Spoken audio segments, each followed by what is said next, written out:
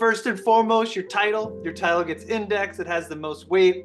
And you want to make sure you have root keywords that you actually want to rank for that are relevant to your product. If you're a Bluetooth speaker, you may want to go after waterproof Bluetooth speaker for the shower to get started as an example. And then as you get maturity and you start seeing sales and getting reviews, you want to kind of focus on that Bluetooth speaker as a main keyword. For a new product, the Vine program is a great program through Amazon to get reviews. The pricing for Vine is $200 per product, subject to change as time goes on, but it's relatively inexpensive. You can get up to 30 reviews. Another big piece to consider is your main image. So like your first impression with the brand is on the search page, and a lot of that's gonna be your title. Influencers are next level. Amazon has the Creator Connections program, performance-based. We generally don't see high volume, but we see really high returns, like at least $3 pretty typically, up to $10 with some of these programs. So they are effective, they definitely work.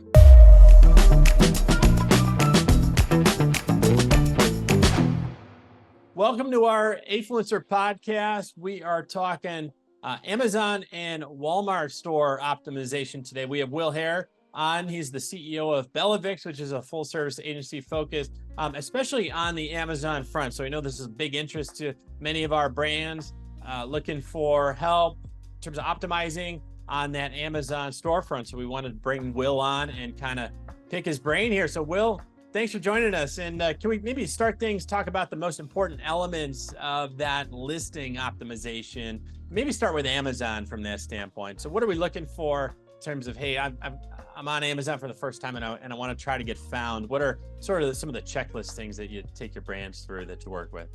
Yeah, beautiful. Thanks for having me on the show. And I'm pumped to talk about some listing optimization strategies we leverage with some of the brands we work with.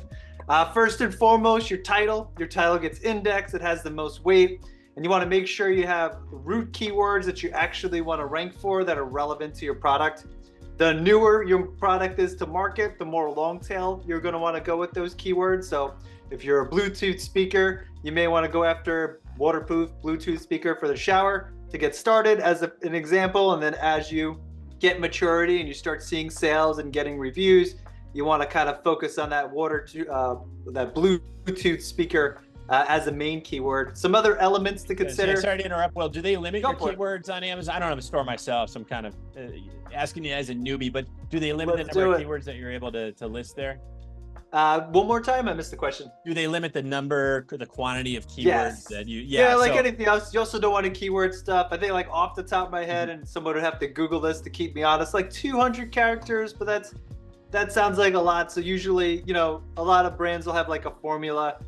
You want to have your brand name in there, any like quantity, fluid ounces or whatever, 2-pack, and then just focus on that root keyword you want to go after. We don't recommend any more than 1 to 2 keywords you're targeting inside a product. So maybe like, anti-aging serum for women or teens might be something, or tweens, depending on the category. So you really got to be careful. And there's obviously so many nuances depending on the category you're in. But the title is one of the most important aspects, and it will help with ranking, which is what everybody's kind of after. Yeah, gotcha. So in terms of breaking through, then any other tips that you have especially for these new brands that are out there and you're trying to kind of stake your claim, your ground versus these entrenched competitors? So going long tail, I think, was a great one. What else are the must-haves? Do you assume you maybe want to get some reviews early on? What else do you recommend for these up and so for a new product, the Vine program is a great program through Amazon to get reviews. It's completely within terms of service. As of 2024, the pricing for Vine is $200 per product, subject to change as time goes on, but it's relatively inexpensive. You can get up to 30 reviews, and they're from Amazon Vine influencers, whatever that means. And another big piece to consider is your main image. So like your first impression with the brand is on the search page, and a lot of that's going to be your title, so that Amazon knows that your product needs to show up, and then that first image. And there are some like needs to be on a white background, should be clean, should include all the accessories in the product, but nothing additional. And we recommend split testing that. So you can do it directly on Amazon through Manage Your Experiments, or you can use a third-party software like PickFu. Either one will give you enough data to know how effective it is. And little tweaks like that, like the more eyeballs you get on your page, the more sales you're going to get, which is going to help with that halo effect to get you more sales. So, I mean, if we're talking about SEO and your listing, your images are top, and your title, I would say, is probably the most important. And then if you talk about your product detail page, there's a lot of other things to consider. But I'm not sure how down and dirty you want to get, Brett. Let's talk about the pricing here, Will, in terms of where do you come in from that standpoint? Are we looking at, hey, let's be competitive? Do we want to undercut competitors? Or are we just trying to kind of get there? What's your initial advice? Because I know we probably don't want to get into this sort of price work either. Yeah. Where do you advise your brands to come in terms of their initial pricing?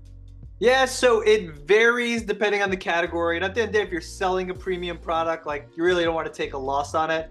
So if you're new to market, my best advice is, like, put in the system the price that you eventually want to sell it at. So if it's a widget that sells at $24.99, maybe it's $5 over what a typical product would go for at $19.99, fine. You have that price in there, and if you do any discounts, you get that nice little slash, it'll say $19.99. And then you can leverage some promotional strategies that are really effective. You can run coupons, you could do promo codes, you could do BOGO. So, like, there's lots of ways you can reduce that price in order to be more competitive. And then you give the shopper the experience that, okay, I'm getting a deal on this. And I know personally, like, when I shop on Amazon, title, bullet, sure, but I'm looking at review count, and then I'm looking at if I'm getting a deal, even if it has less reviews, but it's like a $50 product versus a highly reviewed $25 product. Like, initially my brain's like, it must be higher quality. There must be a reason it's worth more, and I can get it at a really good price. So I'm more likely to try that product. And that's kind of the psychology of a lot of shoppers on the platform. So, competing on price is effective, but Amazon isn't a race to the bottom. When it comes to pricing, there's lots of opportunities to position your product and to use strategies like working with influencers or advertising, so on and so forth, to get that general awareness and to help customers understand why it's a premium product. And that goes to the listing optimization, having really killer pictures, having user-generated content, your UGC content all over the place. So those are some tactics we would recommend to justify and help with higher price point items. Yeah, that's great. That makes a lot of sense. It just sounds really smart in terms of having that discount there. And then you just kind of keep that there perpetually, more or less, like, hey, we're going to keep this premium price. This is because you want to set the value, and then we're coming in 20% off, 25% off, but that's your quote unquote everyday price. It varies. I mean, it depends on the brand. Generally, we like to cycle it on and off, and eventually Amazon, and they just released something recently, like every 30 days, you're going to have to stop coupons and stuff. So, like, you'll have to run it intermittently. Doesn't mean you can run a discount, turn it off for a week, run a discount again. And then future discounts, like if you're going to do lightning deals, 7-day best deals, or other holidays, it's taking a rolling 90-day average. So you got to be careful when the pricing restores. If you wanted to give a special deal, Amazon's going to take that average price. So you may have to reduce it even further to participate in, like, tentpole events like Amazon's Big Day Deal, Prime Day, and even like the Turkey 10 now they're calling it. So your Black Friday, Cyber Monday, and the workup periods prior to that. Okay, got it. Yeah, interesting. Let's talk about the influencer side that you alluded to a bit. So have you found stuff to work on that front, whether it's unboxing videos or maybe getting some reviews? Any strategies you see that are working well for your clients? Yeah, so influencers are next level. And, in all transparency, we work with a couple agencies as partners. They do TikTok stuff, and we have seen sales spill over and perform really well. How we leverage influencers as an agency. So Amazon has the Creator Connections program, which is available to all sellers on the back end. And we're able to create these briefs and have Amazon associates, which is like Amazon influencers, buy the product and syndicate the product. And that, it could be like a beauty influencer, or it could be like a editorial program where they're listing, top 10 Amazon Prime Day deals, and your product's kind of in the mix there. What's nice about those programs, they're performance-based. We generally don't see high volume, but we see really high returns, like at least $3 pretty typically, up to $10 with some of these programs. So they are effective, they definitely work. And in terms of the content, like, it goes a long way. So having short videos that you can post. Not only does it show up on reviews if the influencers and these people leave reviews and post the video, but if we can use them for advertising, they're more relatable. Putting them on your storefront as like customer success or like whatever that would look like. People get to see it, they get to see it in action. And this goes really well for like a beauty product that there may be a regimen behind, or something that might be complicated to use and it's easier for somebody to see it visually, like tire lubrication or putting together furniture or something crazy. So the influencer space is definitely works and there's a spot for it. And then on top of that, just to get it out, we also are partnered with a company called Levanta. They do affiliate marketing and they're really focused on Amazon. So it works the same way as Creator Connections, but it's a separate platform that has its own fees, but principally it works the same. Send some product and then on a commission basis, I like to say performance basis, these influencers and editorials will buy the products and they'll post about it. And we generally see an uptick in sales and engagement. We see more page views, which generally helps with ranking. And definitely early on, like getting those sales. And a lot of those people will leave reviews. You have to stay in Amazon's terms of service. You can't be like, buy this product, leave us a review. Amazon will figure that out and you just lose your account, which is no fun for anybody. But if you have package inserts, if you use the request a review feature, 2 to 7% of those shoppers are going to turn into reviewers. And if they had a good experience with your product, you could just naturally expect that they're going to leave positive reviews. That's great. That's a pretty high percentage, I think, 2 to 7% just by having those inserts. On the Levanta side, for the performance tracking, then are they providing the links that's doing the tracking, and are they doing all that through their platform, or is that through Amazon Associates? That's a great question. We'll end up creating the links. So twofold, I'll give you guys a little hack while we're talking about it. We'll generate the links using Amazon Attribution so we can measure the actual behavior on the platform. And then Amazon has the brand referral bonus program. So any traffic from off of Amazon that comes onto Amazon and makes a purchase, it gets a 10% discount on their fees associated with that purchase. So we're able to bake that link into our creative brief when we're working with the influencers off the platform. And then on Amazon, we're able actually to link it to a Google Doc with the creative brief, instructing them to use the link with that referral bonus program to actually go make the purchase. So off the bat, you can say you could offer 10% as a discount and a commission and know that you're just going to get that back. Yeah, that's awesome. Right. High ROI on that. And then how are you scaling those efforts? Is it more just a matter of, because you already have the ROI baked in, right? Because performance based, you're doing commission. So to scale, I would imagine just more recruitment. Is that fair to say? So you're looking for more that and being more aggressive. So like on the small end, if you're a small business, yeah, you're not going to give away products, but like what works really well is a higher commission rate. If you can do like 40, 50, 60% commission rate, you're going to get a lot more volume, as well as giving free samples to some of these influencers and editorial programs. That's where we start to see the volume pick up. So it's low barrier to entry in terms of get started, especially through the content creator program through Amazon, because like you don't have to give the product away. They'll come find you. You set some parameters. But like for some of these third-party programs, like you need to get aggressive with your affiliate program in order to drive results. And you still have the ability to say yes and no on both platforms if somebody doesn't identify or wouldn't be a good representation of your brand. Yeah, I got you. So you can make a call whether, hey, we're going to ship you product or maybe not, but that makes perfect sense. So in terms of activation, then I guess is kind of the difference there, right? Because you can have hundreds or thousands of affiliates, but it doesn't do you any good if they're not using their link. And if they're only getting, so we say a 10% commission and no, and I have this conversation with a lot of brands, whether they're on Amazon or somewhere else, where they'll have affiliates. And say, why aren't they doing anything? It's like, well, let's talk about that, because they have a million of your types of links out there, and unless they're getting, product kind of makes you on the hook to post, and then the higher commission also, like you said, kind of sets it apart. What would you say the average is in terms of commission that you see? And I know it really varies by product and product margin and all that stuff, but if you're just finger to the sky, what's an average commission? 15, 20%? Is that kind of standard? Yeah, I would say for new brands that are like just testing the water, we generally go in at 20 to 25%. Yep. When we get cooking, we're typically doing like 50% commissions, because like to your point, we could get the volume, and that's the biggest differentiator. Is like when we see it works and we get good returns, we want We want to turn on that volume. And a lot of times in the early days, they won't give away product. And by the time we're at 50% commission, we're giving away, we're free samples. We're giving them the product to test as part of it. And then they're shouting it out to the masses, and we're getting sales as a result. Yeah. Very cool. Back to your TikTok point. Are those campaigns kind of being sold? So the primary product sales, is that through the TikTok marketplace creator thing that they have, and then you're seeing the spillover just because Amazon's like the default for people? Well, I saw it on TikTok and I didn't click that link there for whatever reason, and now I'm on Amazon. Is that kind of that flow?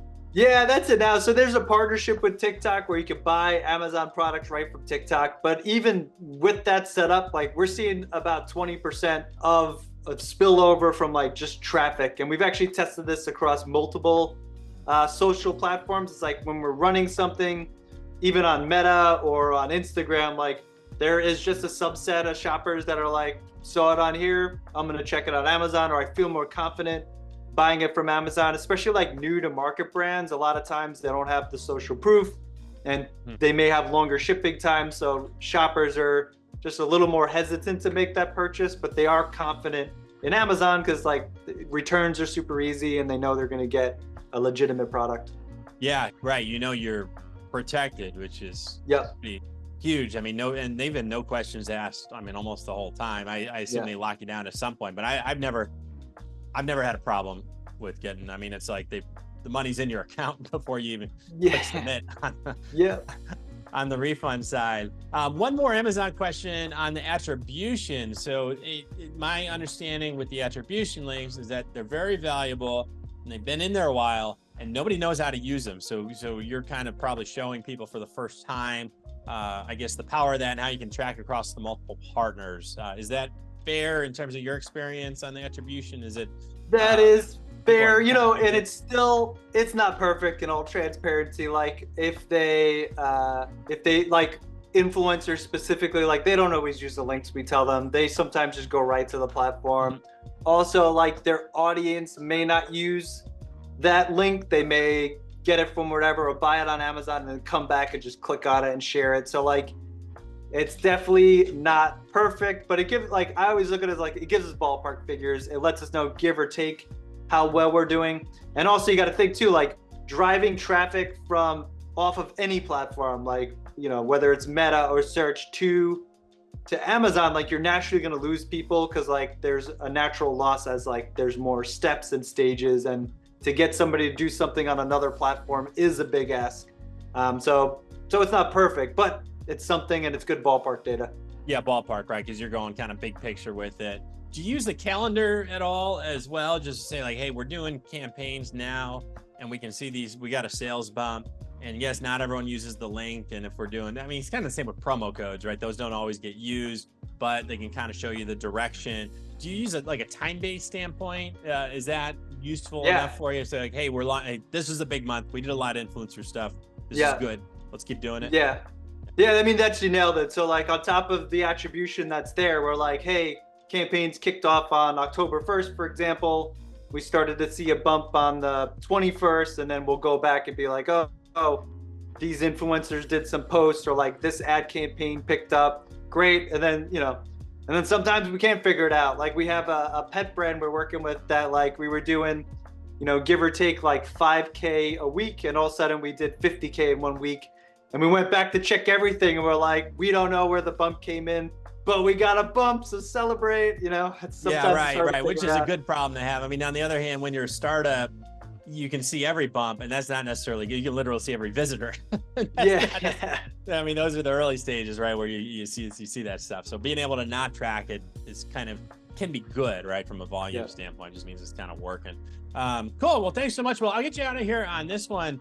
How can our brands who are looking to increase their presence on Amazon, I guess to give you a little background, I mean, we've got people who are some are on Amazon, some are not, right? They're on Shopify or other platforms and are looking to go to Amazon. How can they work with you, engage with you to kind of make that next step and get that Amazon presence? Yeah, I appreciate it. Check us out. I'm on LinkedIn, Will Haire, like on your head with an E. I post something almost every day, giving sellers tips and advice on how to succeed. We're also in the Seller Success Program. We're one of 79 U.S. agencies pre-vetted by Amazon. So what that means for anybody looking to launch on the platform, we'll get Amazon representation to work with us as we bring brands on Amazon. And you can always check out our website, bellavix.com. I'm happy to answer any questions and help you guys on your journey. So Brett, I appreciate having me. This was really great. Thanks for inviting me to the show to talk about listing optimization. Yeah, it's been a fun conversation. Thanks, Will. And we'll get the link to bellavix.com and your LinkedIn profile. Thanks for the heads up on that. We'll get that in the show notes, so if people are watching or listening to it, we'll get that down below here. So again, Will Haire with Bellavix. Thanks again, Will. Thanks, Brett.